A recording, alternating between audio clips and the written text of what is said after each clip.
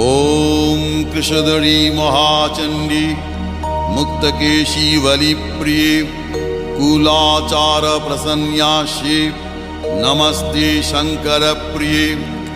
घोरदंष्ट्रे कोटराक्षी कीटी शब्दप्रसादिनी घोरघोररवस्फारे नमस्ते चित्तवासिनी बन्धुका पुष्पशङ्काशे त्रिपुरे भयनाशिनी भाग्योदय समुत्पन्ने नमस्ते वरवन्दिनी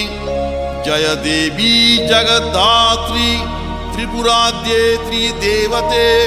भक्तेभ्य वरदे देवी महिषग्नि नमोस्तुते घोर विघ्न विनाशाय कुलाचार समृद्धये नमामि वरदे देवी मुंडमाला विभूषणे रक्तधारा